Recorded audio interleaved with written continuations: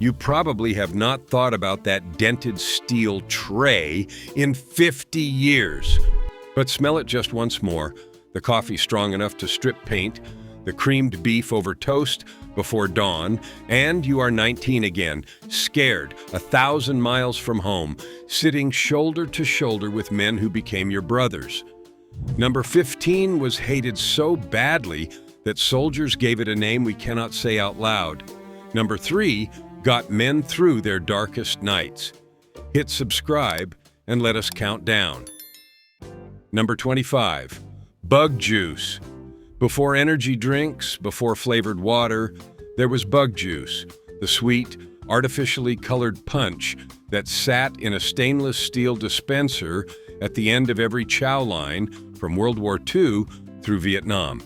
It came in a lurid red, a chemical green, or an orange so bright it looked radioactive. The powder shipped in giant cans, mixed with tap water in a big aluminum tub, and served ice cold on a hot day. It got its name because the color reminded men of something you would spray insects with, and because the rumor never died that the mess used it to strip the film off pots when a batch went sour.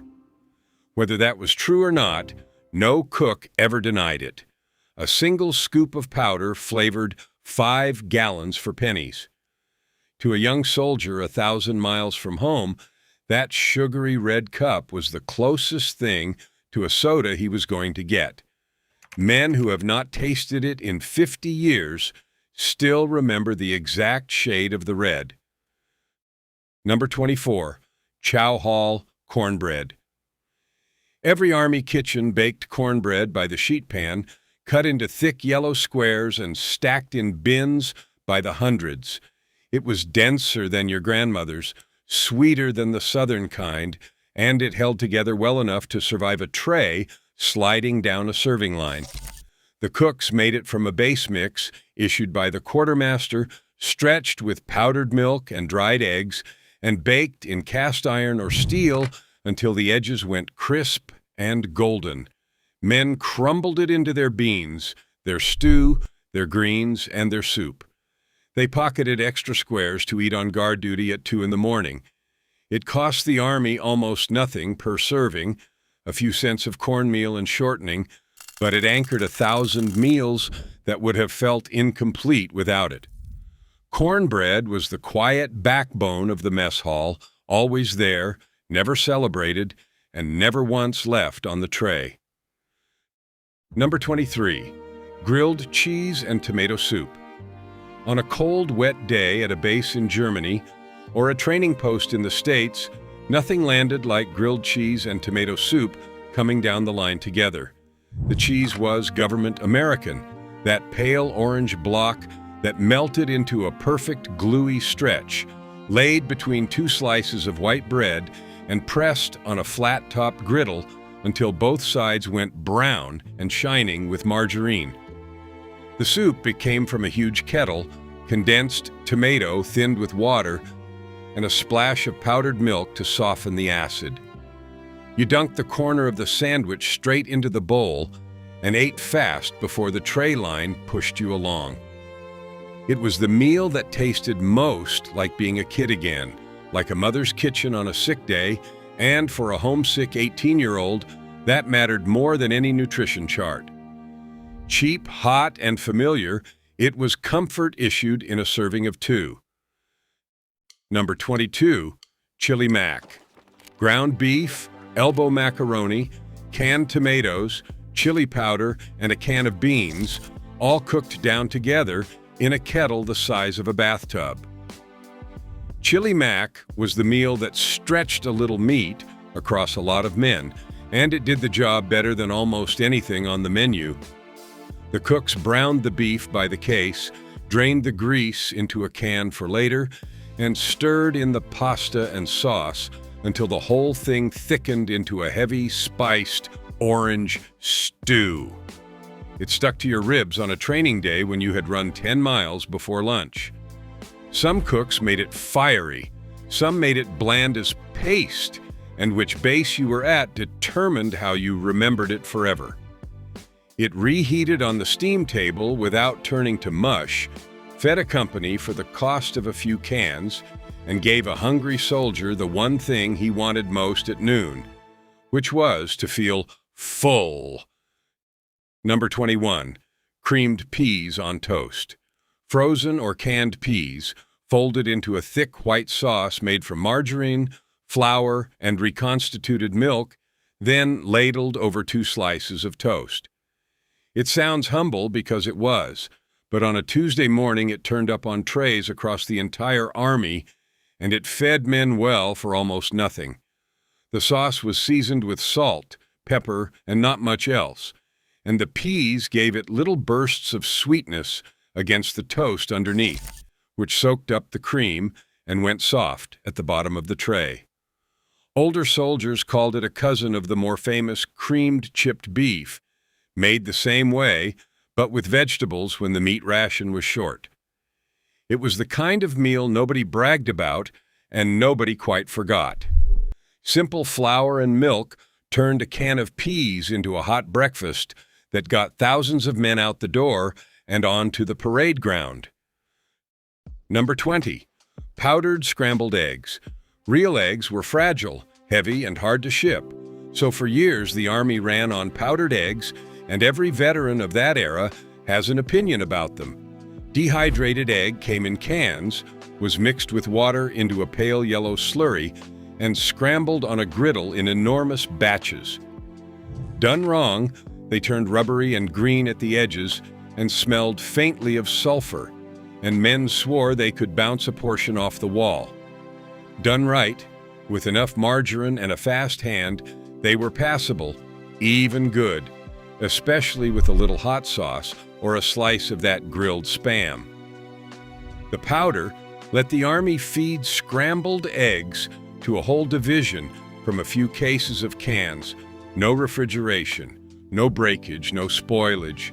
Nobody loved them. But when the cook called out that fresh shell eggs had come in that morning, the line moved a little faster, and the men remembered the difference for the rest of their lives. Number 19.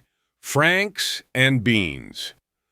A can of pork and beans, a few sliced frankfurters, a squeeze of ketchup and mustard, a spoonful of brown sugar or molasses stirred in, and a low oven for an hour.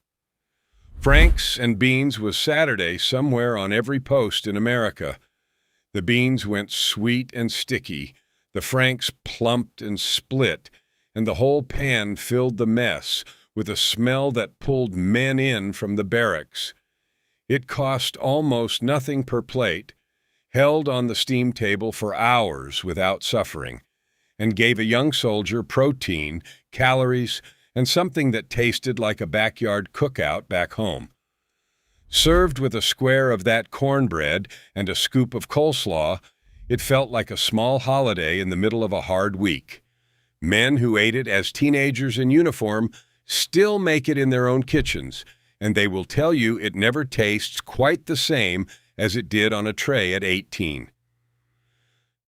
Number 18. Fried Spam. The canned pork shoulder that fed the Allied armies became a mess hall staple that never fully went away. Cooks sliced the loaf into thick slabs, laid them on a hot griddle, and fried them until the edges caramelized and curled and the salty fat rendered crisp. Served with those powdered eggs at breakfast or over rice at supper, fried Spam was cheap, shelf-stable, and impossible to ruin. Men complained about it endlessly, joked that they had eaten enough to build a bunker out of the empty cans, and then went back for a second slice. The salt and the browned edges made it taste far richer than a can of processed meat had any right to. Whole Pacific campaigns ran on this stuff, and the men who lived on it came home with a strange, grudging loyalty.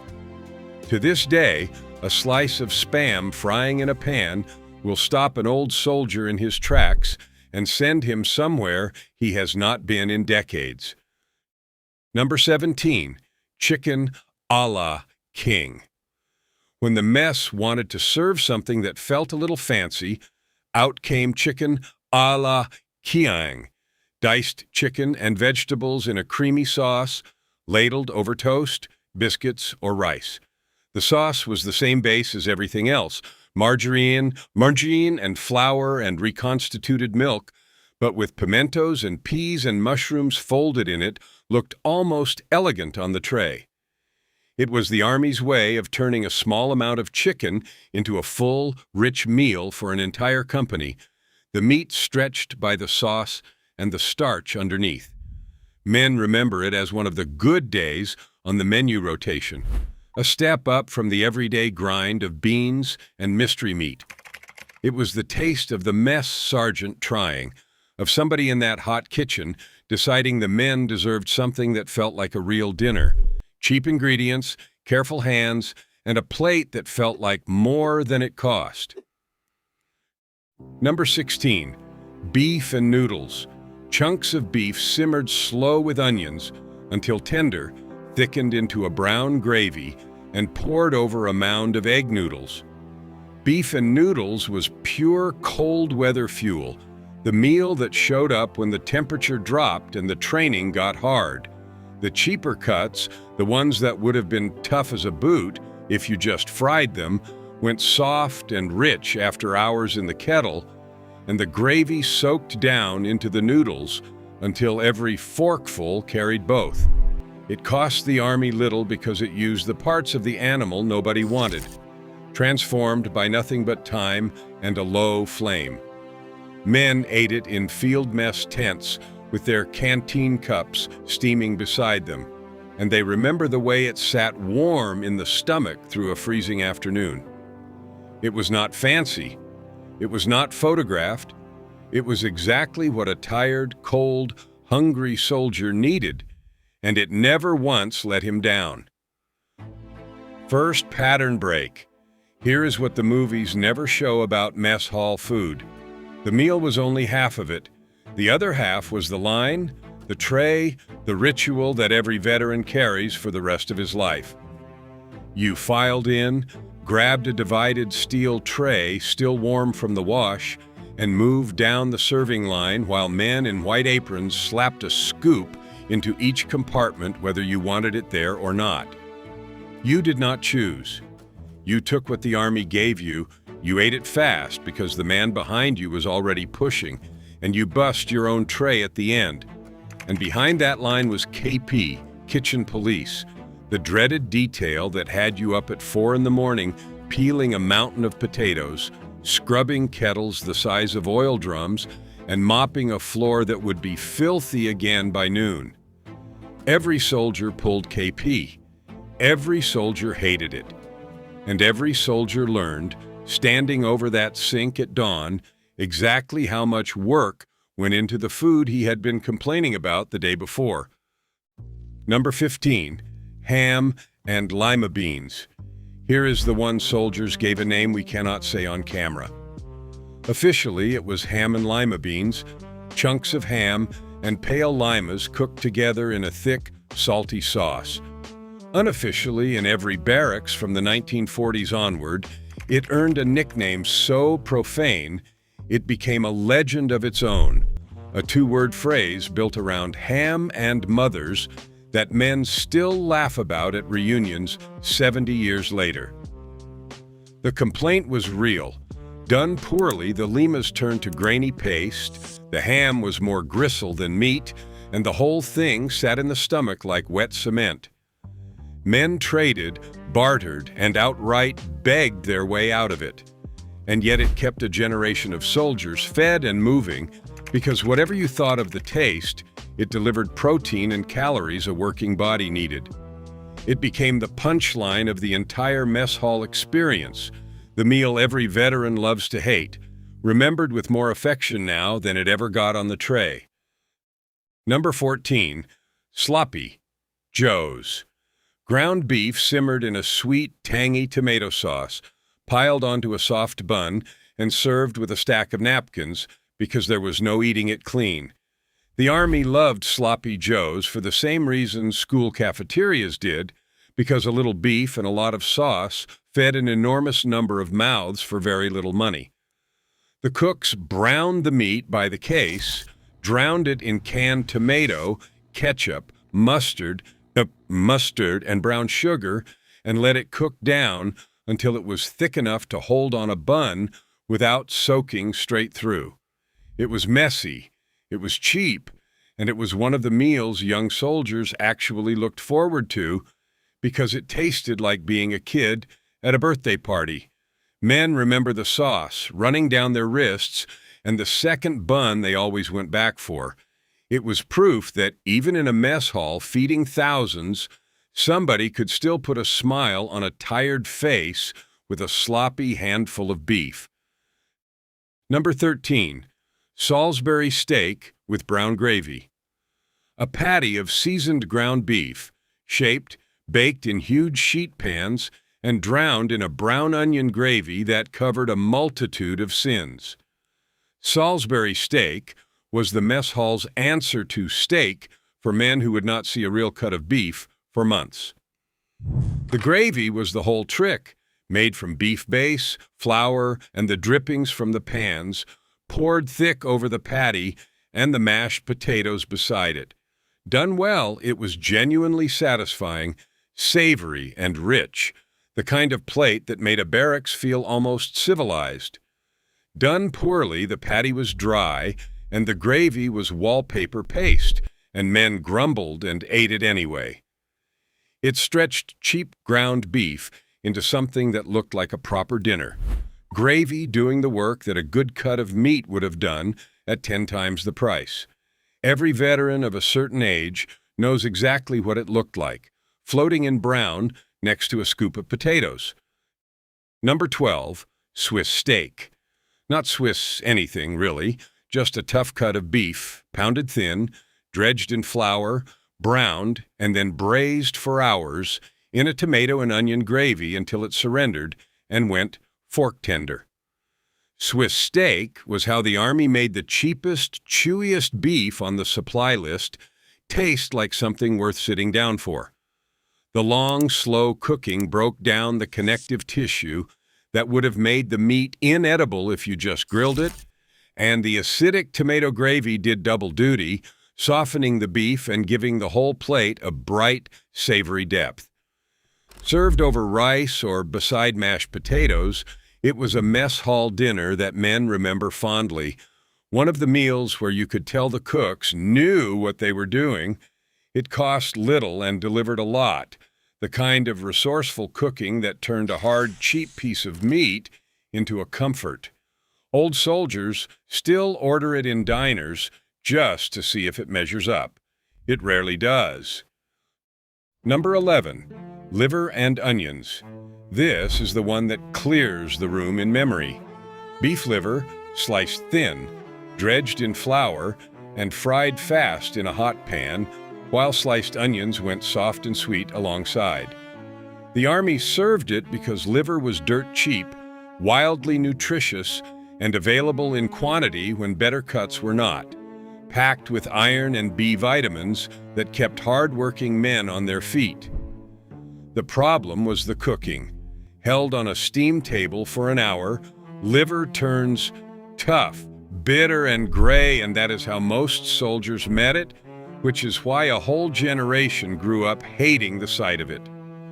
Done right, seared quick, and served immediately with a pile of those caramelized onions, it was actually mild and rich. But right was rare in a kitchen feeding a battalion. Men remember the smell filling the mess and the groan that went up down the line. And they remember eating it anyway, because in the Army, you ate what was in front of you. Number 10, corned beef and cabbage. A slab of salt-cured beef, boiled slow with cabbage, potatoes, carrots, and onions until the whole pot went tender and the broth turned rich and salty. Corned beef and cabbage showed up on the mess hall calendar reliably, and never more so than around St. Patrick's Day, when even the Army made a point of it. The corned beef came in cans or in big cured briskets, cheap because the curing let it travel and keep without spoiling, and the long boil pulled all that salt and flavor out into the vegetables. Men sliced the beef across the grain, spooned the soft cabbage and potatoes beside it, and ladled a little of the broth over the top. It was heavy, hearty, and deeply satisfying on a cold day, and it filled the mess with a smell that men associate with a particular kind of belonging. For soldiers far from any family table, a plate of corned beef and cabbage was a holiday you did not have to be Irish to enjoy. Second pattern break. Here is what nobody thinks about when they picture army food: the scale. The man who ran that kitchen, the mess sergeant, was feeding hundreds and sometimes thousands of men 3 times a day, every day with no days off, on a budget the quartermaster counted to the penny. He was up before everyone and asleep after everyone, and his mood set the tone for the entire company, because there is nothing that wrecks morale like bad chow. He worked with what the supply chain gave him: powdered eggs, canned meat, dried milk, 100-pound sacks of beans and rice, and he had to turn it into something that would keep young men strong enough to train, fight, and march. When the food was good, nobody thanked him. When it was bad, everybody blamed him. A great mess sergeant could make a hard post bearable, and men who served under one remember his name to this day. That is real power, quiet and unglamorous, wielded 3 times a day from behind a serving line. Number 9, navy bean soup. Dried navy beans, a ham bone or a chunk of salt pork, an onion, and water simmered for hours until the beans burst and the broth turned creamy, white, and thick. It crossed every branch, but the navy bean soup became legendary, the kind of humble pot that fed men better than food 5 times its price. The salt pork gave up its smoke and fat into the broth. The beans thickened it without a drop of cream, and a splash of vinegar at the end brightened the whole thing. It cost almost nothing: a bag of dried beans and a bone the butcher nearly gave away, and it produced enough to feed a company with plenty left for the next day, when it tasted even better. Men crumbled cornbread into it and ate until they were warm all the way through. It was the meal that proved the oldest lesson of every mess hall in history, that a few cheap ingredients and a lot of patience could keep an army on its feet. Number 8, army beef stew. Cubed beef, potatoes, carrots, onions, and celery, browned and then simmered low for hours in a thick brown gravy until everything went soft, and the kitchen smelled like somebody's grandmother had taken over. Beef stew was the mess hall workhorse, the clean-out, the walk-in meal that used the tough cuts and the vegetables that needed using before they turned. The long cook did all the work, breaking down cheap meat into tender chunks and pulling every bit of flavor into the gravy. It held on a steam table for hours without suffering, reheated beautifully, and fed a hungry company on a cold night better than almost anything. Ladled over rice, biscuits, or just eaten straight from the bowl with cornbread on the side, it was the taste of a warm meal at the end of a long, wet day in the field. Men who ate it in mess tents in the rain still say a good beef stew takes them right back.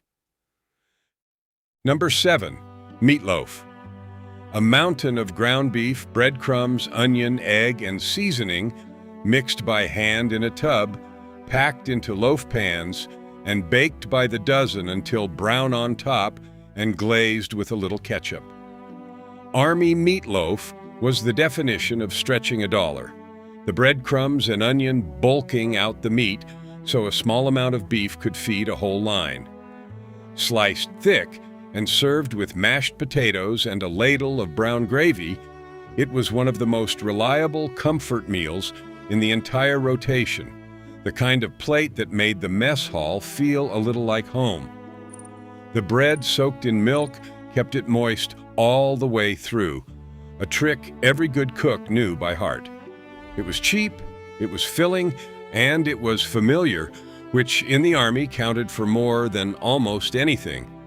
Men remember the exact texture of it, dense and soft under the gravy, and the way a good slice could make a hard week feel survivable. Number 6, biscuits and sausage gravy. Fresh biscuits split open and drowned in a thick, peppery cream gravy studded with crumbled sausage. Biscuits and gravy was the breakfast that got men out of the barracks before dawn and kept them moving through a morning of hard work. The gravy stretched a little sausage a long way, made from the drippings, flour, and reconstituted milk, seasoned heavy with black pepper until it had real bite. Poured over hot biscuits, it was rich, filling, and endlessly satisfying. The kind of breakfast that stuck with you until noon. It cost the Army very little, a bit of sausage and a lot of flour and milk, but it delivered the calories a soldier burned before the sun was even up. Southern boys felt at home the moment they saw it, and Northern boys learned fast why the South loved it so much. Every veteran of a certain era can still see that ladle of gray pepper-flecked gravy coming down over a split biscuit, and still remembers the warmth of it. Number 5, peach cobbler. When the mess wanted to send the men out happy, out came peach cobbler, canned peaches baked under a sweet, biscuit-like crust until the top went golden and the fruit bubbled up around the edges. It was the dessert that made a whole company forgive a mediocre dinner. The cooks poured the peaches, syrup and all, into deep sheet pans, dropped a sweet batter or a rolled crust over the top, and baked it until the kitchen smelled like a bakery and the crust turned crisp and brown. Scooped hot onto a tray, sometimes with a spoonful of that no-churn ice cream if the base was lucky, it was pure comfort, the taste of a Sunday back home. Canned peaches cost the Army almost nothing and kept forever, and a few cases turned into a dessert that men still talk about at reunions. It was the mess sergeant's way of saying he knew the days were long and that somebody in that kitchen still cared how they felt. Third, pattern break. Here is the truth underneath every meal on this list. It was never really about the food. A young man ships out at 18 or 19, farther from home than he has ever been, scared in ways he will not admit for another 40 years, surrounded by strangers who will become the closest people he ever knows. And 3 times a day, no matter what, there is a hot meal. It is not his mother's cooking. It is powdered eggs and canned meat and gravy over toast. But it is warm, and it is regular, and it comes whether the day was easy or the worst of his life. That reliability is a kind of love that nobody in that kitchen would ever call it. The mess hall was where men sat shoulder to shoulder and complained together, laughed together, and got through it together. The food fed their bodies.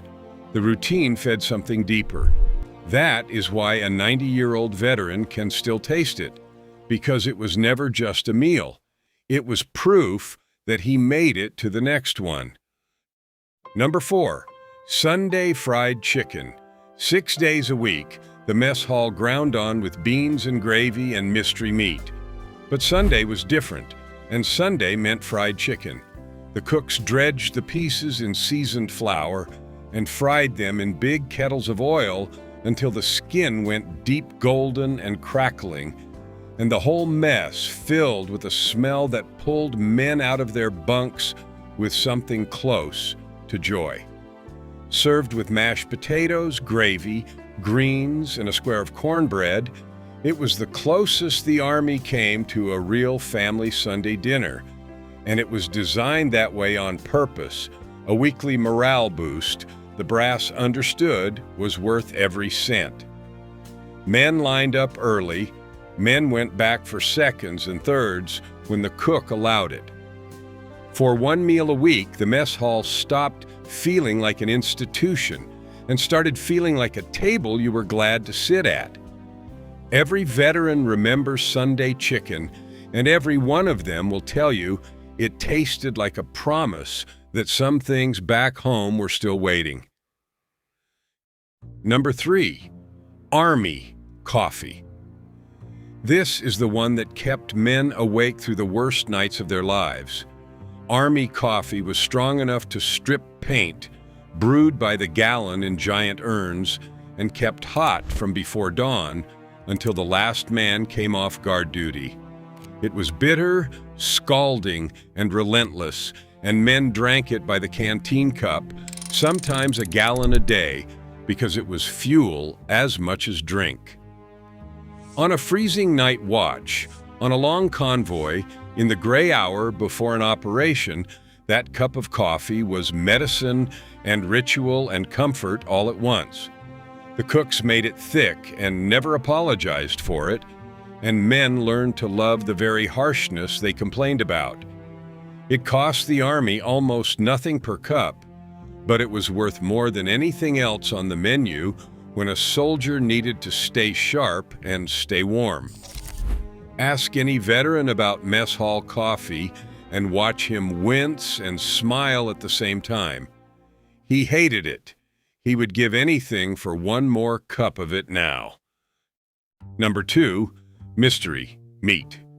Every veteran knows it, and no two agree on what it actually was.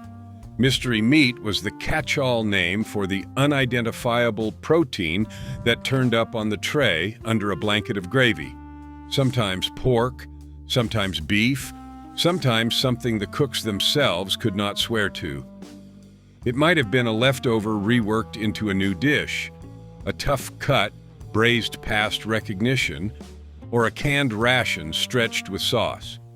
The gravy was always there to smooth it over, and the men ate it because in the Army, you did not ask too many questions about what was in front of you. It became the great running joke of every mess hall, the meal that inspired 1,000 barracks legends and 1,000 suspicious pokes with a fork. And yet it fed men, and it fed them cheap, and it kept the machine running. Mystery meat is remembered with more laughter than any dish on this list. The shared punchline of everyone who ever slid a tray down a serving line and wondered what exactly they were about to eat. Number 1, SOS. It could only be one thing: creamed chipped beef on toast, known across every branch and every generation by 3 letters that stand for a phrase far too rude to say here. SOS was the definitive Army breakfast: thin slices of dried, salted beef torn into a thick white gravy of margarine, flour, and reconstituted milk, then poured steaming over 2 slices of toast.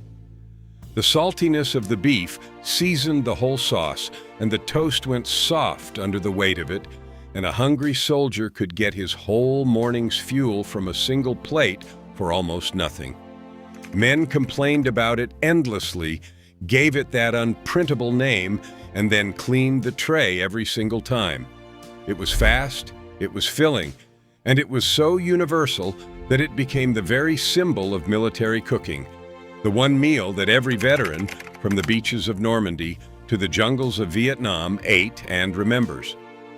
They came home and made it in their own kitchens, and their children learned to love it without ever knowing what the letters meant. SOS was the taste of the Army itself, and no veteran ever forgets it. Here is my challenge. Make one of these this week. The SOS, the Salisbury steak, the peach cobbler, then come back and tell me if it tasted like you remembered, or if the mess hall was just the friends you ate it with.